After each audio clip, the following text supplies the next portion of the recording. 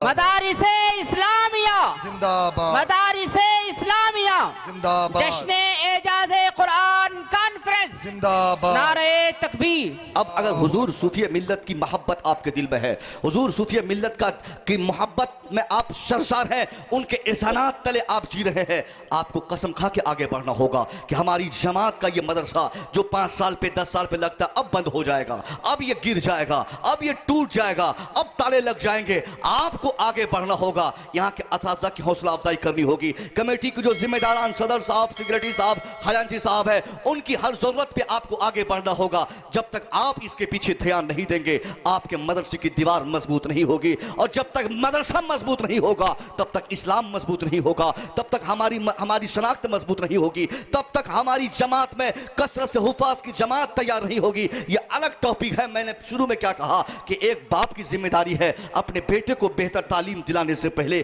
اس کی بہتر تربیت کی فکر کرے۔ آج ہماری جماعت میں اکثر بزرگوں کی یہ شکایت ہے کہ حضرت میرا بیٹا ماسٹر صاحب بن گیا، میرا بیٹا ڈاکٹر صاحب بن گیا، میرا بیٹا انجینئر بن گیا، مگر بڑھاپے میں مجھے اذیت پہنچاتا ہے، مجھے تکلیف دیتا ہے، مجھے وہ گالیاں دیتا ہے۔ میرا بیٹا رہتا ہے ممبئی میں اکیلا بڑھیا کے ساتھ رہتا ہوں اکلوج میں۔ میرا بیٹا رہتا ہے کرناٹکا میں رہتا ہوں مہاراشٹر میں۔ میرا بیٹا رہتا ہے امریکہ میں، ہم دونوں باپوت رہتے ہیں یہاں مہاراشٹر میں۔ ایک آدمی کی شکایت ہے کہ حضرت کیا کروں، بیٹا 10 لاکھ مہینہ کماتا ہے، 1000 بھی مجھے نہیں دیتا۔ یہ کیوں ہو رہا ہے؟ اس لیے ہو رہا ہے کیونکہ اسٹارٹنگ میں ہی ہم نے اپنے بچے کے پیچھے اس پر توجہ نہیں دی کہ میرا بیٹا کیا بن رہا ہے، کیا بنانا ہے۔ ہم نے صرف پیسہ کمانے کی مشین اپنی اولاد کو سمجھا۔ ہم نے سوچا جتنی مہنگی تعلیم اتنی اچھی کمائی ہوگی۔ ہم نے کبھی یہ نہیں سوچا کہ بچے کو ماں باپ کی اہمیت پر کچھ باتیں سکھا دی جائے، بچے کو سچا بنایا جائے، بچے کو قرآن پڑھنے والا بنایا جائے، بچے کو اسلام سکھایا جائے۔ اگر ہم نے شروعاتی پیریڈ میں اپنی اولاد سے یہ توقع کی ہوتی، ہمارا بچہ جب 5 سال کا تھا اسی وقت اس کی تربیت ہم نے ایسی کی ہوتی، بڑوں کا ادب سکھایا ہوتا، چھوٹوں سے محبت کے آداب ہم نے بتائے ہوتے، ان کو سچ بولنے کے فائد ہم نے سکھائے ہوتے، جھوٹ کی خرابی بتائی ہوتی ہم نے، تو خدا کی قسم ہمارا بیٹا دنیا میں جہاں رہتا اس کی یہی کوشش ہوتی کہ ہمارے ماں باپ ہمارے ساتھ رہے، میرا بوڑھا باپ ہمارے ساتھ رہے۔ یہ ایک صرف تربیت کی کمی کی بنیاد پر ایک باپ کو بیٹا چھوڑ کر باہر بھاگ جاتا ہے۔ میری اس گفتگو کا مطلب یہ نہیں کہ میں ان بیٹوں کو ذہن دے رہا ہوں کہ بھلے آپ کا باپ جو آپ پہ دھیان نہیں دیا آپ اس کو چھوڑ کے بھاگ جائیے، نہیں، وہ 100% غلط کر رہے ہیں جو اپنے بزرگ باپ کو چھوڑ کر دلی، ممبئی، کلکتہ، چنئی، حیدرآباد کہاں گھومتے رہتے ہیں۔ بوڑھا باپ بڑھاپے کی حالت میں گھر میں ایک دوائی کھانے کو ترس رہا ہے، نہ بہو ساتھ ہے، نہ پوتا پوتی ساتھ ہے، نہ اس کا بیٹا ساتھ ہے، کوئی دوائی کھلانے والا نہ ہو۔ 80 سال کی عمر میں ہماری جماعت کا اگر ایک بزرگ باپ اپنی اولاد کو دیکھنے کے لیے اگر ان کی آنکھیں ترس جاتی ہو تو ایسے اولاد کو میں کہنا چاہوں گا، آپ 5 لاکھ نہیں 50 لاکھ مہینہ آپ کماتے ہیں تو کیا ہوا؟ آپ کا بوڑھا باپ اگر چرپائی پہ لیٹا ہے اس کو ایک دوائی کی ضرورت ہے، آپ اگر ایک دوائی نہیں کھلا سکتے، میں سمجھتا ہوں آپ کے 10 لاکھ کی کمائی آپ کی کمائی بیکار ہے، آپ کی زندگی اور آخرت تباہ ہو گئی ہے۔ ارے وہ پیسہ کس کام کا جو ماں باپ کی خدمت میں نہ کام آ سکے، وہ طاقت کس کام کی جو بڑھاپے میں اپنے ماں باپ کے لاٹھی کے لیے کام نہ آ سکے۔ اس لیے میں نوجوانوں سے کہوں گا آپ تب کامیاب ہے جب آپ کو آپ کے والد کی دعا مل جائے۔ 100% رکشہ چلا کر بھی اپنے باپ کو خوش کرنے والا ہم نے دیکھا صاحب، 100% اپنی لائف میں وہ آزاد رہتا ہے، اور 100% وہ آدمی ناکام رہتا ہے جو کماتا امریکہ میں 50 لاکھ ڈالر مہینہ ہے، اور باپ اگر مہاراشٹر میں رو رہا ہو دوائی کے لیے تڑپ رہا ہو بچوں کو دیکھنے کے لیے، تو 50 لاکھ ڈالر کمانے والا بیٹا امریکہ میں بھی بے چین رہتا ہے۔ بے شک نعرہ تکبیر، نعرہ رسالت، یا رسول اللہ، نعرہ رسالت، مفکر اسلام، خطیب ہندوستان، نعرہ تکبیر، ماشاءاللہ، سبحان اس کے لیے اللہ۔ سب سے زیادہ بچوں کی اچھی تربیت کی ضرورت ہے۔ ہمارا بچہ جب بچپن میں آگے بڑھتا ہو ان کی تمام ایکٹیویٹیز پر ہم دھیان دیں کہ ہمارا بیٹا اٹھتا کب ہے، ہمارا بیٹا پڑھتا کس کے ساتھ ہے، اسکول جاتا ہے تو کس کے ساتھ جاتا ہے، واپس آتا ہے تو کس کے ساتھ آتا ہے، ہماری بچیاں کس کو فرینڈ بنائی ہوئی ہے، ہماری بچیاں آج یہ کہنے کو نہیں ہے بس آپ پیسوں کی فراوانی، ہر ایک آدمی کے پاس پیسوں کی فراوانی ہے، پیسے کے نشے میں دھوت ہو کر ہم نے آج اپنی چھوٹی چھوٹی بچوں کے ہاتھ میں ہم نے موبائل پکڑا دیا ہے۔ ایک موبائل بیٹی ہماری 10 سال کی بیٹی اور 25,000 کا موبائل اینڈرائڈ چلا رہی ہے، باپ اپنے شوق کی تکمیل کے لیے اپنی بیٹی اپنے بیٹے کو موبائل دیا ہے اس لیے تاکہ میرا بیٹا ہم سے جڑا رہے، ہم ان سے باتیں کرتے رہے، ہم کہیں رہے بیٹا کہاں ہو ابا یہاں ہو، بیٹی کہاں ہو ابا یہاں ہو، بس اسی خواہش کی تکمیل کے لیے ایک باپ نے بیٹے کو موبائل دے دیا، مگر وہ باپ یہ بھول جاتا ہے کہ اسی موبائل کا ایسا غلط استعمال کر کے ہمارا بیٹا اپنی زندگی کو تباہ کر لے گا۔ 50 فرینڈ ان کے ہوں گے، ہماری بچوں کے 10 فرینڈ ہوں گے۔ ہم نے اگر وقت رہتے اپنی بچیوں اور اپنے بچوں کی ایکٹیویٹیز پر دھیان نہیں دیا کہ ہمارے بچے فیس بک چلا رہے ہیں تو کس کو فرینڈ بنا ہے، ہماری بچیاں موبائل چلا رہی ہے، رات کے 12 بجے کس سے بات کر رہی ہے، یہ اتنی آزادی آج ہم نے اپنی بچیوں اور بچوں کو دے دی ہے۔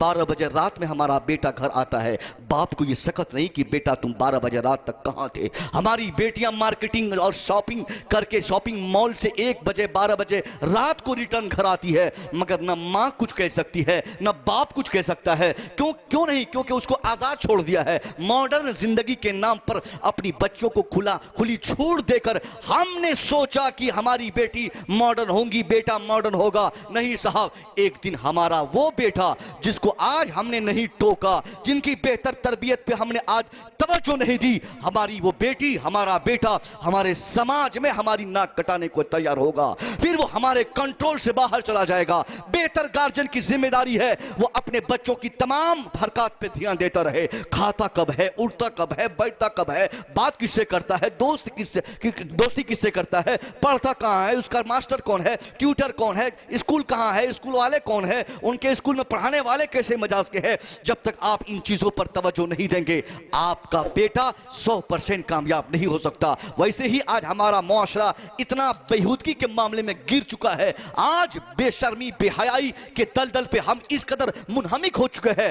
بے شرمی آج ہمارے میں، بے حیائی آج ہمارے میں، بدتمیزی ہمارے میں، ہماری نگاہوں سے آج ہماری بیٹیاں محفوظ نہیں۔ ایک آدمی اپنی بھتیجی سے، ایک آدمی اپنی بھابھی سے، ایک آدمی اپنے خاندان اپنے رشتہ دار کی دوسری لڑکیوں کے ساتھ اپنی آنکھیں دو چار کرتے تھکتا تک نہیں۔ یہ اسلام ہے صاحب؟ نہیں صاحب، اسلام نے آنکھوں کی حفاظت کرنے کا پیغام دیا ہے، اسلام نے ایک حیا کو ڈیولپ کرنے کا پیغام اپنے فرمان سے ہم کو دیا ہے۔ آج ہم روز نہ روتے ہیں کہ حضور پیر صاحب قبلہ ہم کو برکت نہیں ملتی، ہمارے گھر میں رحمتوں کا نزول نہیں ہوتا، ایمان کی حلاوت سے محروم ہو گیا، حضور پیر صاحب قبلہ کیوں نہیں ایسا ہوتا؟ تو میں کہوں گا جناب والا آپ مسلمان تو پہلے ہو جائیے، جب تک آپ مسلمان پکے نہیں ہوں گے، آپ کے پاؤں سے سر تک تمام اعضاء سے اسلام جب تک نہیں جھلکے گا تب تک اللہ کی رحمتوں سے آپ نا امید ہی رہیں گے۔ اللہ کی رحمتیں اسی سماج اور معاشرے میں آتی ہے جو معاشرہ باحیا ہوتا ہے، جو سوسائٹی اچھی ہوتی ہے، جو ایماندار سماج ہوتا ہے، جو باحیا سوسائٹی ہوتی ہے۔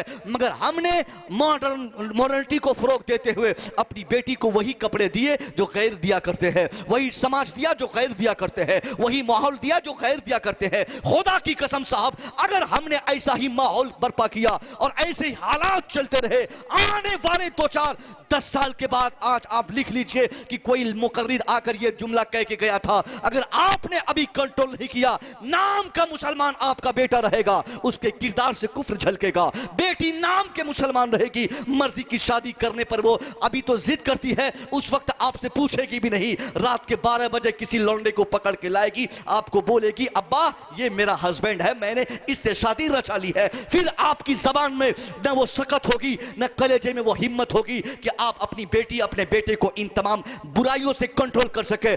آپ اگر چاہتے ہو کہ آپ کے بچے شروع سے کنٹرول میں آ جائے تو اس کے لیے جب بچپنا ہوتا ہے اس وقت آپ اپنی کردار سازی کے ذریعے خود کو ایسا نمونہ بنا کر اپنی اولاد کے سامنے پیش کرے کہ ایک بیٹی ماں کو دیکھے تو حیا کا پیغام سیکھ لے، ایک بیٹا اپنے باپ کو دیکھے تو نماز سیکھ لے۔ ایسا بھی نہیں ہے صاحب کہ آپ نماز پڑھے نہیں اور بیٹے کو ڈنڈے سے مارتے رہے، نماز پڑھ، ماں بے حیائی کرے اور بیٹی کو کہے کہ تم دوپٹے لگا لو، نقاب پہن لو۔ نہیں، جب تک ماں نہیں کرے گی اس کی بیٹی نہیں سیکھ سکتی، جب تک باپ با اخلاق نہیں ہوگا اس کا بیٹا نہیں سیکھ سکتا۔ یہ عمران हाशमी, कौन नहीं जानता इमरान हाशमी को। इमरान हाशमी के ताल्लुक से पिछले दिनों मैंने पटना एयरपोर्ट पे एक विजडम नाम का एक मंथली होता है, उसको मैंने पढ़ने के बाद मुझे काफी हैरत हुई। कोई मामूली शख्स का नाम इमरान हाशमी नहीं, 30 पारे का कुरान जो है उसका नाम इमरान हाशमी है। अब मुझे हैरत हुई कि 30 पारा कुरान पढ़ने वाला इमरान हाशमी आज अश्लील मूवी बनाने के नाम पर जाना जाता है। आखिर ये अश्लीलता, ये बुराई, ये बेहयाई के दलदल पे वो फंसा क्यों है? जवाब आता है जनाबे वाला, वो हाफिज कुरान तो है, 114 सूरतें उनके सीने में महफूज है, पूरा कुरान जिनके सीने में हो, अगर वो शख्स अश्लील मूवी बनाता हो तो पता करना पड़ेगा, दिमाग लगाना पड़ेगा, फिक्र करनी पड़ेगी, वजह तलाश करनी पड़ेगी। मैंने जब इसकी वजह के पीछे दिमाग लगाया, मुताले को जारी रखा, बाद में पता चला इसकी वजह ये नहीं, इसकी सबसे बड़ी ये वजह हुई कि उसकी माँ भी पहले से एक्ट्रेस थी, उसका बाप भी एक्टर था। माँ एक्ट्रेस हो, बाप एक्टर हो, बेटा हाफिज कुरान भी होता है तो भी वो भी एक्टर ही बन जाता है, उसको कुरान की असमत नहीं बचा सकती। इसलिए एक बाप अगर चाहता है कि मेरा बेटा अच्छा इंसान, अच्छा मुसलमान, बेहतर इंसान समाज का बन जाए, तो बाप की जिम्मेदारी होगी कि पहले वो अपने किरदार से अपनी औलाद की किरदार साजी करे, वो अपने बेटे की इस्लाह करे। बाप खुद सच बोले, बेटा सच्चा होगा। बाप नमाज पढ़े, बेटा नमाजी होगा। बाप शराब ना पिए, बेटा शराब से नफरत करेगा। माँ हया करे, बेटी हया करेगी। माँ नमाजी बन जाए, बेटी नमाजी बन जाएगी। 5 से 7 दिन तक मैं चैलेंज देकर हुजूर पीर साहब किबला के फैजान से माला माल होकर आपसे मैं कह रहा हूं कि आप गारंटी से 5 से 7 दिन तक अपने जवान इंजीनियर डॉक्टर बेटे को अगर आप नमाजी बनाना चाहते हैं तो एक छोटा सा तजर्बा आपको मैं दे रहा हूं। आप नमाज फजर पढ़ने जाए, अपने बेटे के दरवाजे पे खटखट की आवाज लगा दे, चल अजान हो गई, नमाज पढ़ने चल। एक दिन आपका बेटा खटखट की आवाज सुनेगा, किल्ली खोलेगा, देखेगा अब्बा उठा रहे नमाज के लिए, वो बिस्तर छोड़ के फिर वापस आएगा, फिर बिस्तर पे चला जाएगा। दूसरा दिन भी आप यही मशक कीजिए, तीसरी सुबह भी यही कीजिए। उसके बाद धीरे धीरे आपके बेटे का कदम मस्जिद की तरफ बढ़ता चला जाएगा। 7वां दिन आपका जवान बेटा आपके पीछे वजू बनाकर नमाज़े फज्र अदा करने पर मजबूर होगा। उसके बाद 8वीं रात को उस आपके बेटे को इंतजार रहेगा, आप आराम से सो जाइए। अब आपको आपके बेटे को जगाने की हाजत नहीं, क्योंकि 7 दिन तक अगर आपने यह मश्क किया है, बेटा समझ गया कि नमाज की अहमियत क्या होती है, नमाज पढ़नी पड़ेगी। अब्बा पढ़ा कर छोड़ेंगे, अब्बा पढ़ते हैं तो मैं क्यों नहीं पढ़ूंगा। आप आराम से सोइए, उधर फजर की अजान का इंतजार करते हुए आपका बेटा तकिए के पास खड़ा होगा कि उधर अजान हो, इधर मैं अब्बा को आज जगह के मस्जिद लेके चला जाऊं। सुभान अल्लाह, नारे तकबीर, नारे रिसालत, रसूल अल्लाह, हाफिज साहब, सूफी साहब, जिंदाबाद, जश्न इजाज़े कुरान, सुभान अल्लाह, सुभान अल्लाह। बहुत खूब हजरत, बहुत खूब। ये सारी गुफ्तगू जो हुई है इस्लाह मुआशरा पर हुई, चूंकि मुझे हुक्म भी किया गया था और ज़रूरत भी है, हुक्म नौ भी हो, तो एक खतीब का सबसे इम्पोर्टेंट काम यह है कि समाजिकता से जुड़ी हुई चीज़ों को वो सबके सामने रखे। हमारे मुआशरे में आज जो गैर इस्लामिक जो रिवायतें आम हो रही हैं, इसके पीछे सिर्फ हमारे बच्चे जिम्मेदार नहीं, हम बूढ़े भी जिम्मेदार हैं, हम गार्जियन भी जिम्मेदार हैं। अल्लाह के रसूल फरमाते हैं कुल्लुकुम मसऊलुन अन रय्यतिही, तुम में का हर एक सिकल मैदान मेशर में उनके मातहत के बारे में अल्लाह सवाल फरमाएगा। बाप से बेटे के बारे में, दादा से पोते के बारे में, बड़े भाई से छोटे भाई के बारे में मैदान मेशर में अल्लाह पूछेगा कि तू नमाजी रहा, तेरा बच्चा शराबी क्यों हो गया, तू इबादत गुजार रहा, तेरे बच्चे क्यों बदतमीज हो गए। इसलिए एक नमाजी बाप की जिम्मेदारी है कि अपनी औलाद को भी नमाजी बना दे, बहाया बना दे। हम अपनी माओ से गुजारिश करेंगे, अगर वो सुन रही हो, आप अगर चाहती हो कि आपकी बेटी बाअखलाक, बासीरत और बहाया बन जाए, तो इसके पीछे पहले आपको बनना पड़ेगा।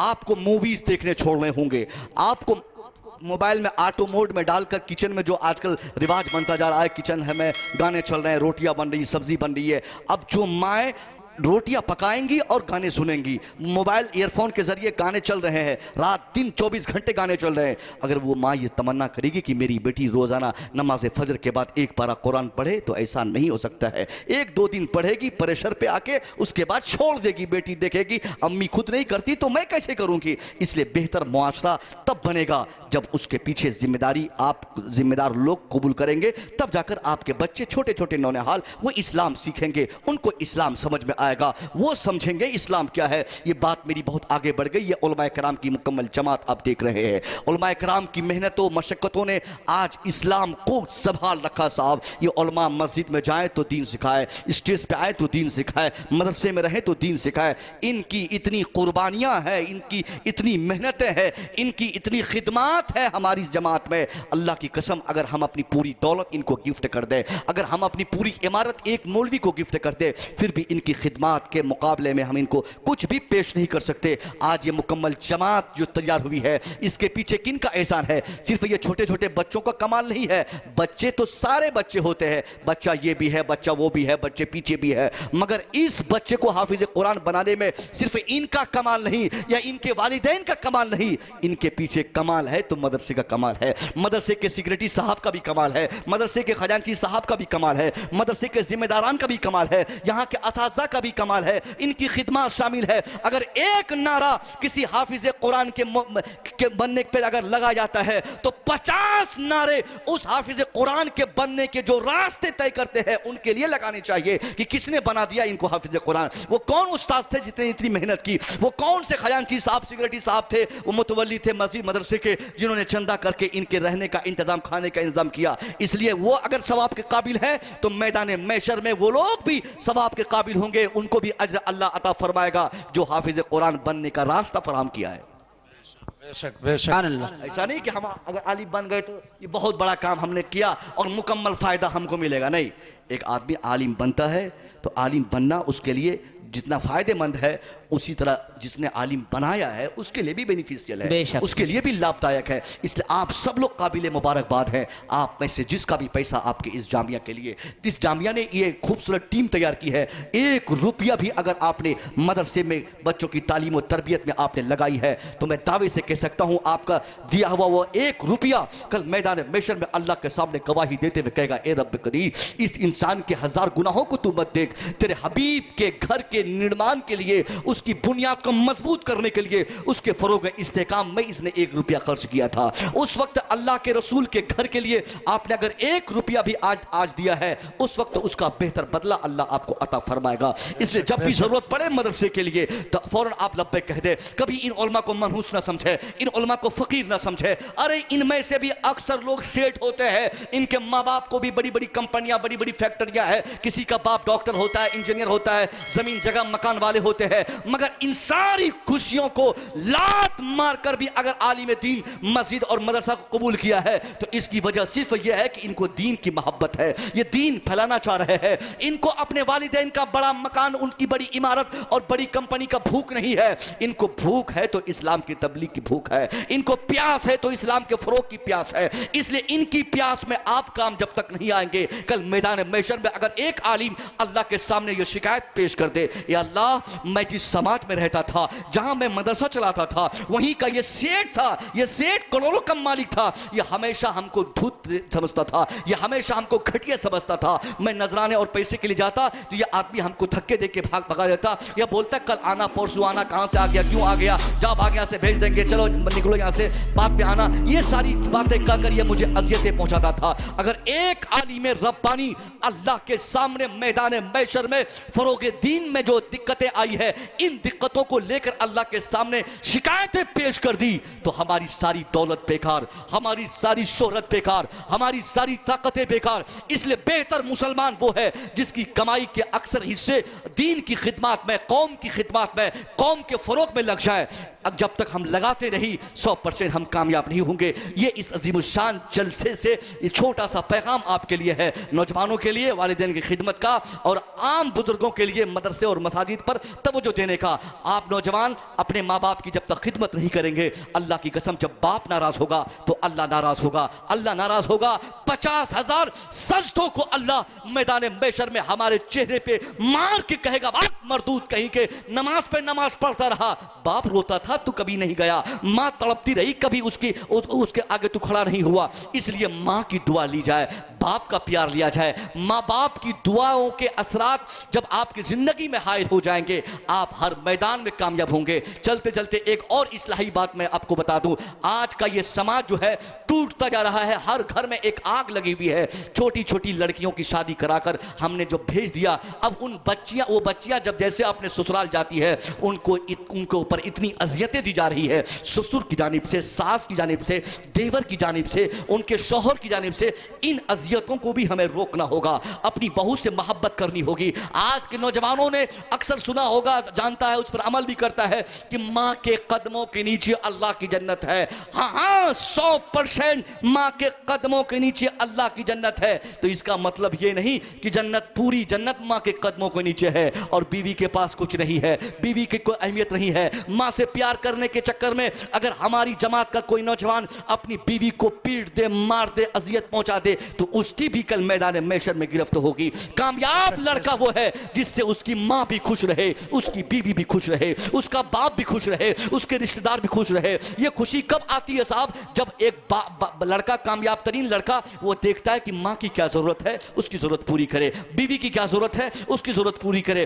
اور آپ جیسے بزرگ جو لوگ یہاں بیٹھے ہیں, خدا کے واسطے اپنی بہو پر اذیت دینا بند کرے, اپنی بہو کو تکلیف دینا بند کرے. ابھی میں پٹنہ ایئرپورٹ میں تھا, ایک صاحب مجھے فون کر کے بتایا کہ حضرت 6 مہینہ پہلے میں نے اپنی بیٹیا کی شادی کرائی, زمین بیچ کر میں نے شادی دلائی تھی. 4 کٹھا زمین میرے شہر کے کنارے میری زمین تھی, میں نے اسے بیچ کر شادی دلائی. 6 مہینے نہیں ہوئے میری بیٹی کا ہاتھ توڑ دیا اس کے سسر نے. میری بیٹی کا ہاتھ توڑ کے اس کے شوہر نے اسے جلانے کی دھمکی دے کر اسے ٹیمپو میں بٹھا کر میرے گھر کے کنارے رات کے 12 بجے لا کے چھوڑ کے بھاگ گیا. حضور آپ بتائیے نا میں کیا کروں؟ ایک زمین تھی جسے میں نے بیچ کر بیٹی کی شادی دلائی تھی, مگر سماج نے اپنے ظلم کے دائرے کو اتنا وسیع کر دیا کہ میری بیٹی کو اس کے شوہر نے ہاتھ توڑ دیے.